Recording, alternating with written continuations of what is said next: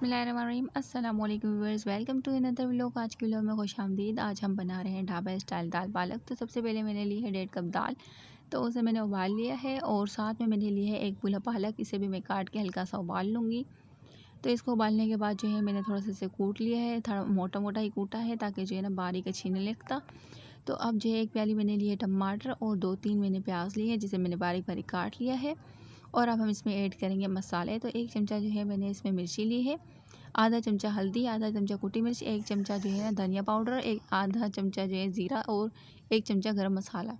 तो 1 चमचा लहसुन अदरक लिया और 1 चमचा जो है कसूरी मेथी।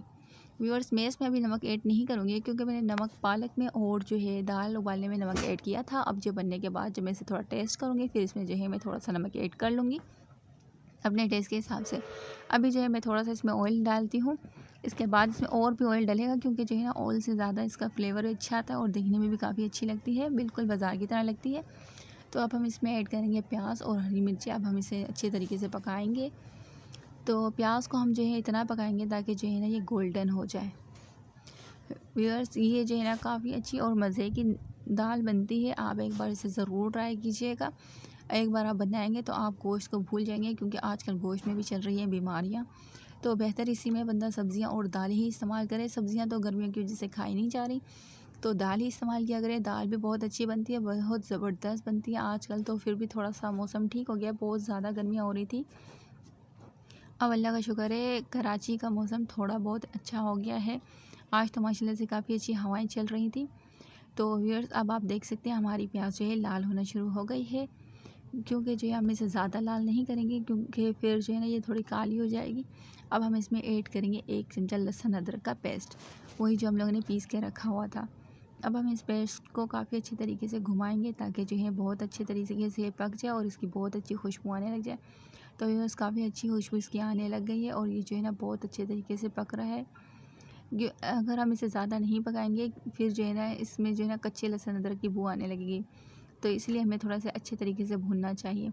तो अब हम इसमें ऐड करेंगे 1 प्याली टमाटर। अब हम टमाटर ऐड करके अब हम इसे अच्छे तरीके से मिक्स करेंगे ताकि जो है टमाटर इसमें अच्छे तरीके से मिक्स हो जाए और हम अच्छे तरीके से इस टमाटर को पकाएंगे ताकि जो है इसका पानी बिल्कुल खुश्क हो जाए। जितना टमाटर अच्छा पका होता है तो उतना ही सालन का जायका अच्छा आता है, इसलिए जो है मैं हर सालन में टमाटर जो है ना पहले डाल देती हूँ और उसे बहुत अच्छे तरीके से पकाती हूँ ताकि जो है इसका पानी खुश्क हो जाए और उसका जायका बढ़ जाए। ये देखिए व्यूअर्स, हमारा टमाटर काफ़ी अच्छे तरीके से पक गया है, इसने जो है ऑयल छोड़ दिया है। अब हम इसमें ऐड करेंगे मसाले। अब ये देखिए अब हम इसमें ऐड करेंगे मसाले ताकि जो है ना मसालों को भी अच्छे तरीके से हम इसमें डाल के भूनेंगे, वही मसाले जो मैंने आपको भी बताए हैं। अब जो है नमक इसमें अभी ऐड नहीं करेंगे क्योंकि जो है मैं दाल और पालक ऐड करके फिर जो है हम टेस्ट करेंगे। अगर इसका नमक सही हुआ तो बिल्कुल ठीक रहेगा, नहीं तो फिर जो है हम ऊपर से डाल लेंगे, कोई मसला नहीं है नमक का।